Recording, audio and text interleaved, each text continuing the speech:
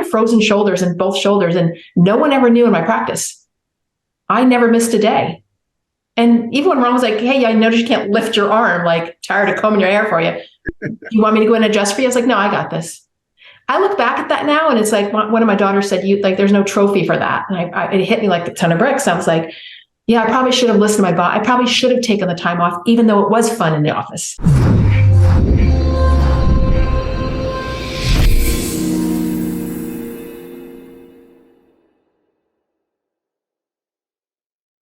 Well, hello, everybody. Dr. Ron Oberstein, president of Life Chiropractic College West, coming at you with another one of our Life West leadership lines. I'm joined by my co-host, my co-everything in life, Dr. Mary Oberstein. Hi, Mary. Hi. We're separate. We're in different areas right now, and we've got a great guest with us, someone that's very close to both of mine and Mary's heart. You know, someone who I kind of feel could have been one of our sons along the way. Mary, I don't think you disagree on that, and you'd probably love to have this as a son. I don't know. We probably would have ate us out of house and home, but we have Dr. Max Kelly coming at us from Spokane, Washington. Welcome to the show, Max. Thanks. It's an absolute pleasure to be here. I know we've talked about putting this together for a long time, so I'm glad that we were able to actually pull the trigger. I know you. I don't know, man. I'm going to call it when people talk about the millennials, I'm going to say they're just elusive. You know, it's like you just can't. They're so busy doing stuff, and they're so successful in what they're doing. Let me tell our viewers a little bit about you, Max. Max graduated. Dr. Max graduated in 2020 from Life West. He was just a rock here at the college. He was here during my presidency. He was heavy in leadership, president of the student council, took amazing roles, was in the Delts.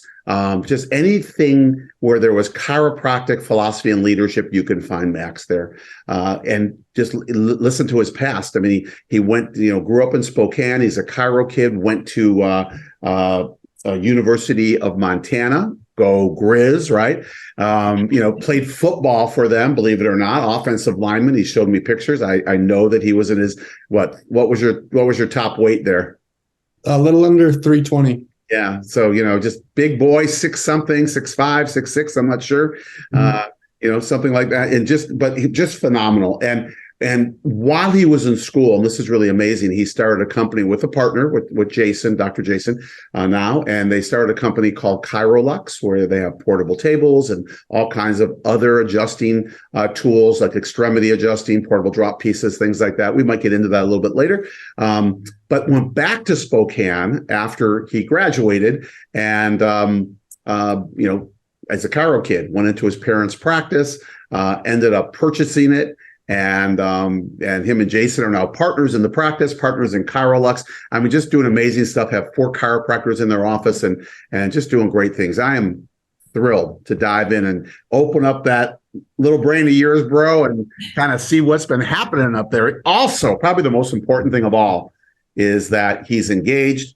His fiance, Margaret Miller, is we just got to spend time with her just a little while ago. Just a wonderful, you could just feel her spirit. We're very excited about that, Max, because, it's what life's about, right? Keep propagating the species with good people. That's our goal. Well-adjusted people.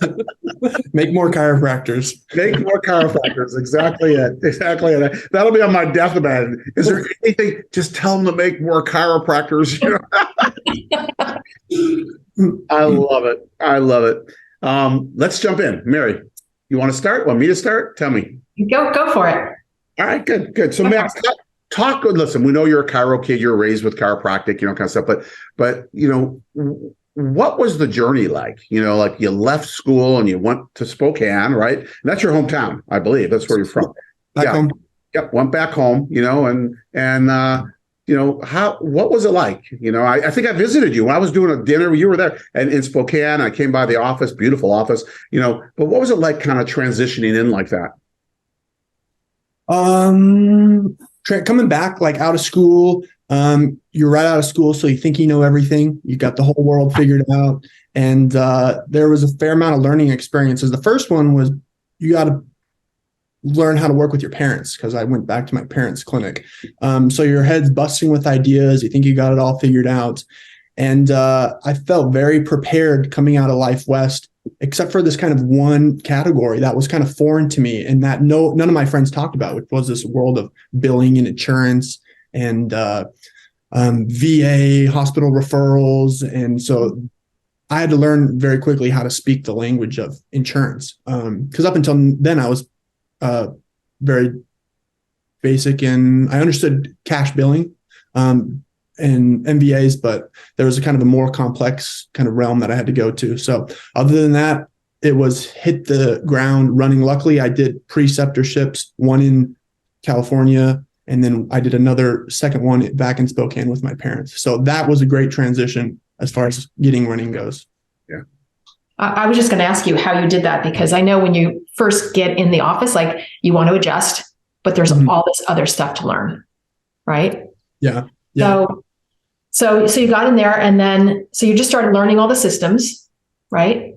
And then I think you spoke about this already, and there was a lot of things that you saw that you were like, things were outdated. Yeah. So what was that like as far as?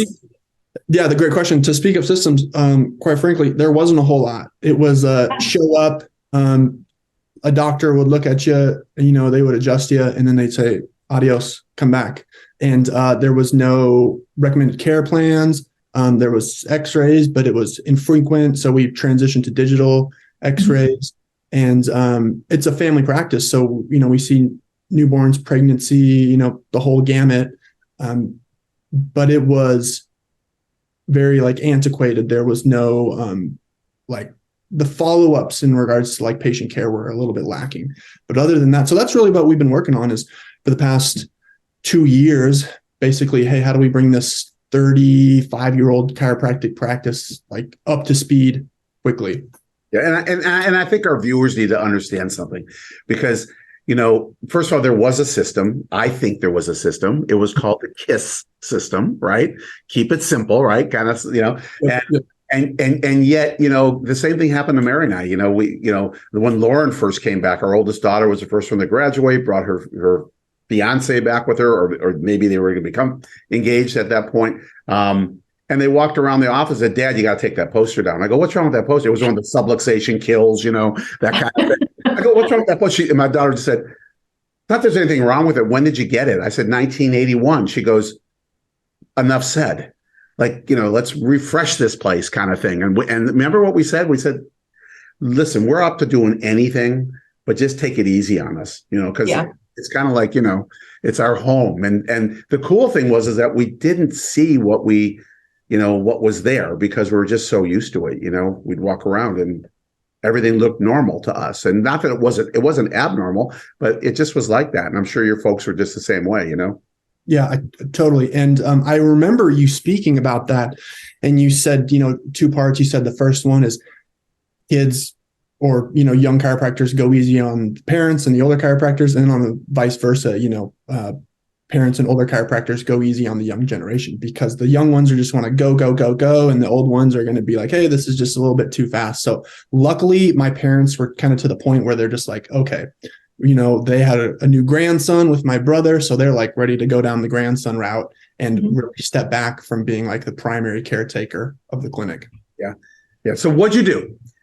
What were some of the, you said you put digital x-ray in and yada, yada, but did you change the messaging? Did you change, what were some of the things that you felt were important? Because you got a great practice going right now. And I believe that success, it comes from your stance and where you are in chiropractic and your, the firm stance that you have, but also the systems that you have to allow you to do that, right? And allow you to portray that. Yeah. So as soon as I showed up, new website, new EHR, which we just transitioned to this past year. We needed something quicker, better organized. And then when I also showed up, we had paper files. We had an entire room full of these paper files. And the only thing that was in this paper file was simply a temperature, because everything else was going digital. So each new patient would have this paper file with just their initial temperature and then their height and weight. And we were storing all these files. And then after that, then they'd go to a separate storage unit off-site. And it was just oh my gosh, this is ridiculous. So we got rid of all those, had to scan each one of those individually. And then another thing I I don't know who I was talking with this about, but it was one of the older, I'll just say older chiropractors. They were talking about artwork in your practice, how every piece of artwork has to have a message and a reason. And the majority of this artwork in this in our clinic was just put up by an interior designer, just like meaningless shapes and squares. And so the care has never changed. The care at our clinic has always been phenomenal, best in the Northwest, like best in Spokane. But there were these gaps, if you're walking down this hallway and if you're waiting out front, you're just sitting there staring at this gray wall, rather when you could be like self-teaching and educating yourself while you're doing so. So that's one of the emphasis points that we've really focused on. That's great. Yeah. And we did that, Ron, in our practice in San Diego. Before I got to the practice, you and Gary hired an interior designer. So it was really pretty pictures in the reception area until we realized we wanted the walls to talk. Yeah, absolutely. And while people were sitting there, they, like you said, they didn't need to be looking at pretty pictures. They were reading stuff. And then we probably went overboard. That's when our kids came in. They're like, okay, you're shoving it down their throats. Like there's too much of it and it's everywhere. So that's really cool. People want to hear the good stuff plus the challenges. What were some of the other challenges, like getting in there? And it sounds like you got new EHR and you just kind of really revamped it. Was like, were there any other challenges where, what I loved was, it was like your parents were kind of in that sweet spot where they were ready to leave. Like we weren't at that time. So they really did kind of hand you over the reins and say, go for it. Right. Yeah, absolutely. But you also had to create it too. Yeah. It's a little bit of both. Yeah. So a lot of my colleagues coming out of school, the majority of them are starting their own practices. I kind of fall into this small category of we're merging in and then eventually purchasing an established practice. So Peter Thiel, one of the co-founders of PayPal with Elon Musk, talks about, he had this very popular book about 5 years ago called 0 to 1, basically like how to create a startup. And that's kind of where a lot of my colleagues are at. I fall into this category of 1 to N, basically like how to go from the next level, how to continue to grow your practice. So with that said, a lot of this stuff still applies, but it's like, okay, how do we take this very small, or how do we take this very large practice and kind of continue to grow it and expand it? So when I first moved up to Spokane, when I first moved to Washington, I did so solo. And my business partner, Dr. Jason Kiu, went from Life West all the way down to San Diego. And he was working for Dr. Matt Hubbard in a very high volume practice in San Diego. And I was, 1,000 miles away, all the way up north. And I remember going into Dr. Ron's office and Dr. Ron said, "Hey, how are you and Jason doing? How's ChiroLux doing?" And I said, "Well, he went south and we're continuing to run this business and I'm up in Spokane." And he said, "Why did you do that?" And he said, "Business partners that you jive with and that you mold with and mesh with are so rare to come by." And he said that would be a very silly thing to do, is to not bring him into the mix. So I was struggling to kind of juggle this very large clinic with multiple chiropractors. And I said, "Okay, Jason, I can't run this practice and see patients because it's too much." And so we actually worked out this deal. My mom, came up with this idea of taking on a partner, and we brought him back up to Spokane, and kind of the rest is history. And a couple of things that he's phenomenal at is his technological background, along with his financing and billing background. And so we figured out very quickly, if we can run ChiroLux from other ends of the country, I mean, imagine how lethal we'd be in the same city. Yeah. And I have to tell you, you guys are really a great team. I mean, just with ChiroLux, with what you did here, at the college. And, I know that the college we purchased, those 30 tables that we purchased from ChiroLux that are now sitting in Tonga just got used for the first time since 2000 and since February of 2020, right? Because that's when they arrived there, right? And then after that, whatever happened to the world at that time, the end, the beginning of the end, end of the beginning, one or the other. And just watching you guys, I mean, you just seem like you just were very, you really knew your roles, and to me, that's what creates a good partnership when you know what your role is, like one's offense and one's defense, or one's, left and one's right. And you could be both playing the center, but you knew your strengths and you guys fed off your strengths, Are you finding that in practice right now as you guys go together? Yeah, absolutely. I love working with patients and patient interactions, and he likes to kind of stay more on the back end, especially as January 1st, we purchased this practice from my parents, and we've kind of been working towards that for the last 2 years, but January 1st, it was official. But with that comes a lot of back end challenges as far as structuring deals and making sure accounts get transferred appropriately. And there was a speaker, and I can't remember who it was at one of the Friday seminars, but they said along the concept of hire your weaknesses. If you're not good at something, you need to be able to acknowledge that and go find help. And I don't like to work with the numbers as much. I don't like to work with the billing department and the collections department. I'd rather be with patients. And, if people want to work by themselves, that's great. But if you want to take on a partner, you need to recognize what you need help with.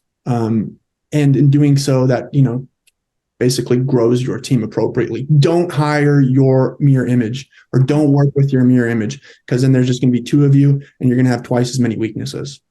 Right. Same thing in marriage, right? Yeah. You marry your mirror image, man. It's just like going to be, tragic. So has it been pretty smooth since you purchased the practice, like with you two? From a partnership standpoint? Yeah. So here's the kicker: is when we were living in chiropractic school, or when we were living in Oakland, we were roommates for 4 years. I didn't know that. I lived on one side of the wall, and he lived on the other side of the wall. So after we were done with school, we would either go into his room or my room, where we would work till midnight or 1 a.m. on ChiroLux. And a lot of our manufacturing is done in China. So, by the time business stops in America, they're just waking up. So we would just pull all-nighters working on ChiroLux stuff. So that's kind of like when Dr. Ron was like, hey, if you can find a business partner that you really jive with, you need to not let him go. And I was like, oh my gosh, I lived with this guy for 4 years, and we were able to not just be roommates, not just be classmates, and then go home and eat dinner and continue to work on, an external business. It's like, we need to recognize that. So really running a practice is no easier than working with a full-time roommate, almost like, say like to like the extent of a spouse. So, and Jason's married now, right? Yes. He got married right out of chiropractic school, to Millie. And she's become really good friends with Margaret, and, we're continuously hanging out. So one of the questions that Dr. Mary asked is, I believe, when we started, is how much do you work? And to me, it's around the clock. And but it's not really work. I just love what I do. And one of the things, as I continue to work closer to getting married, Margaret is like, hey, are you done working for the day? Are you And I could just work.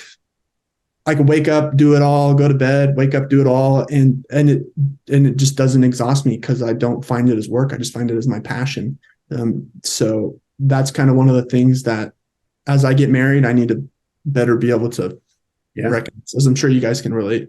Yeah. I mean, that balance is so important. I mean, I think that our difference might have been that, we were both chiropractors. And so, and I'm sure Margaret owns, what you're doing and loves what you do, and, has embraced the chiropractic lifestyle, so to speak.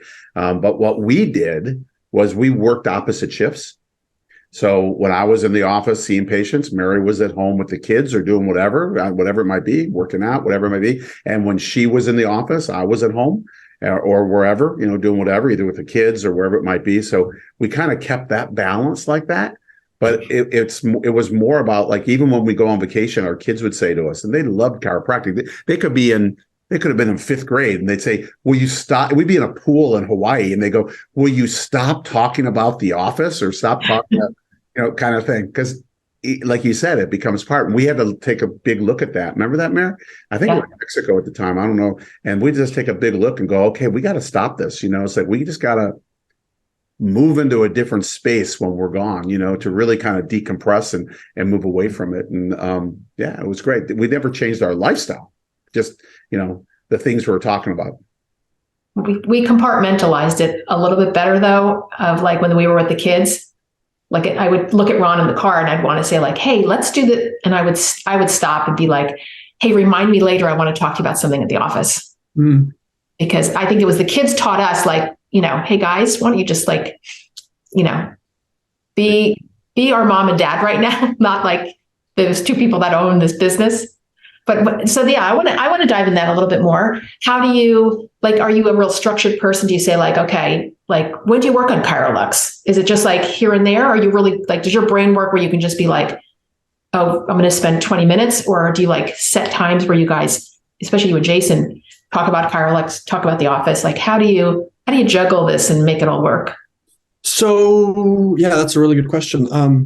I make lists and I write things down. I put things in a scheduler. And then I go down the list and I cancel things out. So luckily, we're to the point where we have some really great teams. And, the best organizations are built off of the best teams. There's this Steve Jobs quote right before he passed. And they said, Steve Jobs, what are you most proud of? Is it the iPhone that you created? Or is it the iPad or iPod or the Mac? Like, what's your favoriteest creation that you made? And he said, no.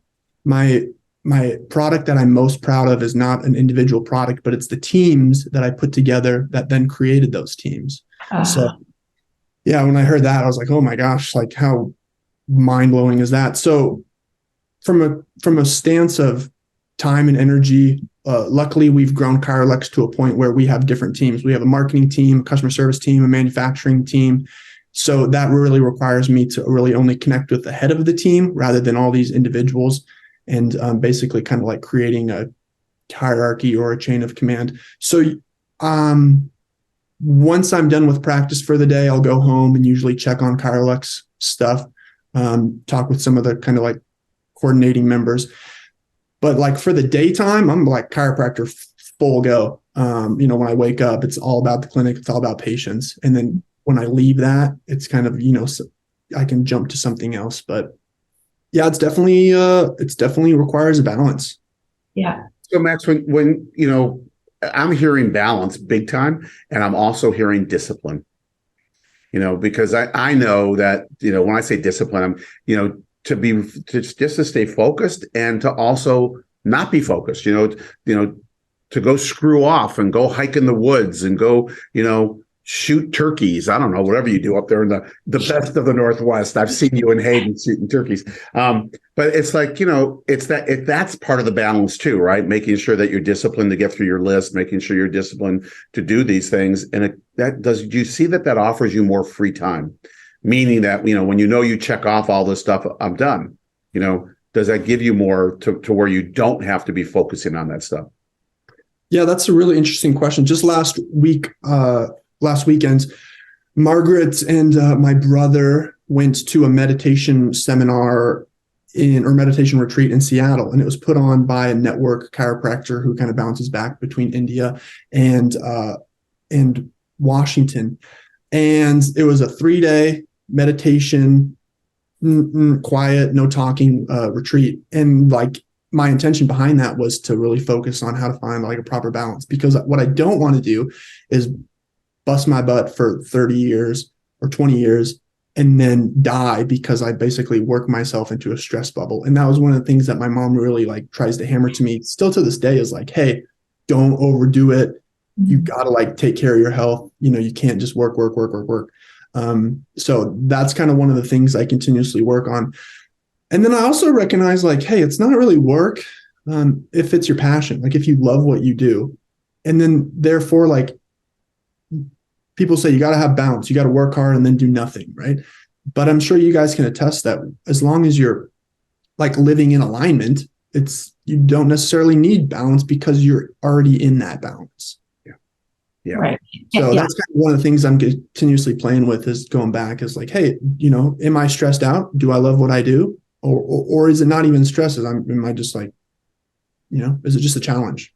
Well, and that's a really good point, because I feel like sometimes when people are saying like, make sure you take time for yourself, they are kind of speaking to the people who are stressed at work, so they need to like decompress. But you're right. When Ron and I were in the practice, there was no stress. We loved being in there. It was like we went to play there, right? Not really, but it felt like that. Yeah. But I do look back and think if I were to change one thing, I would have taken more time off in the practice. I was we took vacation, but I just wanted to be in there all the time. And I look back now and it's like, I wish someone would have like grabbed me by the shoulders and said, hey, it's okay. Take the week off this week. I had frozen shoulders in both shoulders and no one ever knew in my practice. I never missed a day. And even when Ron was like, hey, I noticed you can't lift your arm, like tired of combing your hair for you. You want me to go in and adjust for you? I was like, no, I got this. I look back at that now and it's like one of my daughters said, there's no trophy for that. And it hit me like a ton of bricks. I was like, yeah, I probably should have listened to my boss. I probably should have taken the time off, even though it was fun in the office. So your buddy Hayden texts us. He gives us updates on how the practice is. And we say the same thing to him. We treat him like our son and we say, take some time off, go celebrate, take care of yourself, rest. Yeah. It's interesting too, Max, you brought up that, going 30 years and then, dying, but a lot of people go 30 years, 35 years and look back and they have nothing to look back on except their practice.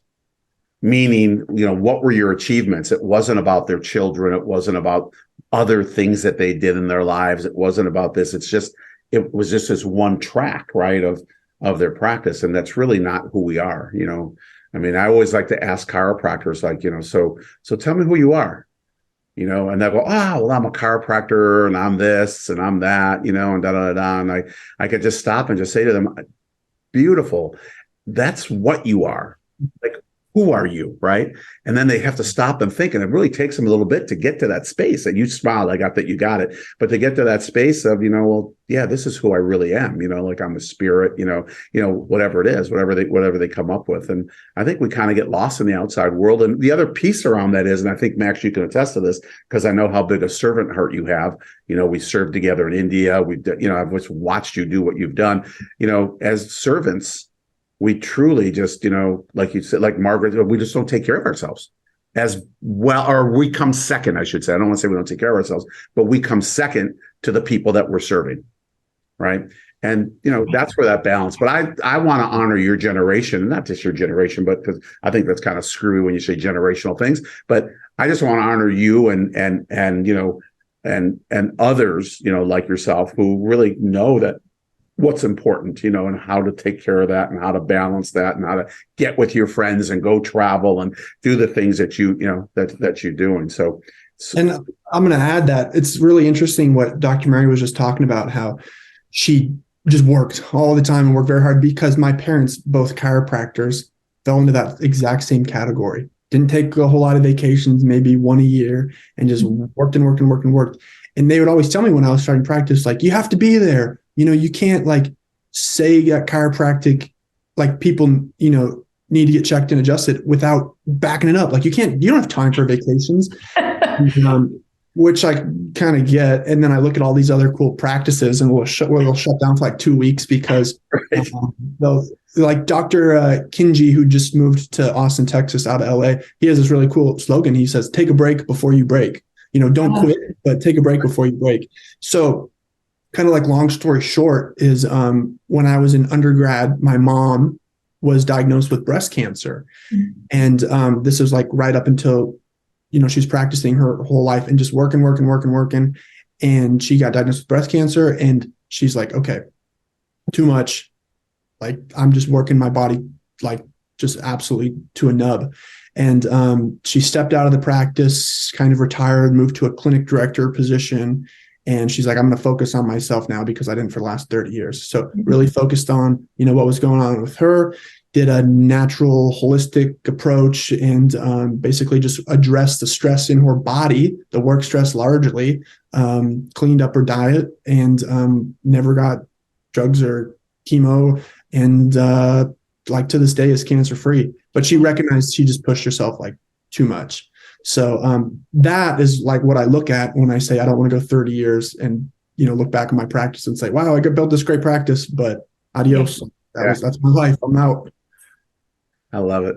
Yeah. Hey, we're reaching that time right now, and Yes, you are. I could talk to you forever. I swear to God. But listen, when we on our Life by Life West, we always ask our guests 2 questions, and we just want an innate response. Just whatever comes up for you, right? So we're going to ask you our 2 questions, and they're fun. Mary, you want to ask the first, or want me to? I'll go first. You always go first. I want to go. I'm teasing. Go. I love being first.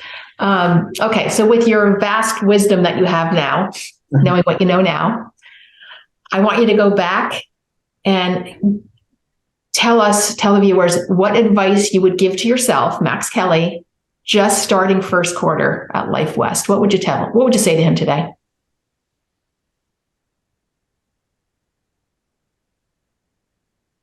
Meet as many people and make as many friends as possible. I see a lot of chiropractors who graduate, and for every year they practice, their circle gets smaller and smaller, and they get even more like on an island. And I saw that happen to my parents, where like the only really chiropractors that they knew were themselves and maybe like a couple other ones in town. But I'm a part of Delta Sigma Chi. I have a lot of friends that are chiropractors. I'm just going to Sedona on a big chiropractic get together with Doctors Katie and Hayden like in a month, and create a big like ink pool that you can dip your pen in, because every year you go, it gets narrower and narrower. So going to things like retreats, or going to the Wave, right, this summer, or going to other like get-togethers, like really help expand it, because being solo in practice is not very much fun. Yeah, I love it. That's great. All right, second question. Who you are today, all what you've gained, everything that's there, just like Dr. Mary asked you. But now you're going to go to Dr. Max Kelly, who just graduated yesterday. What words of wisdom would you give that, Dr. Max?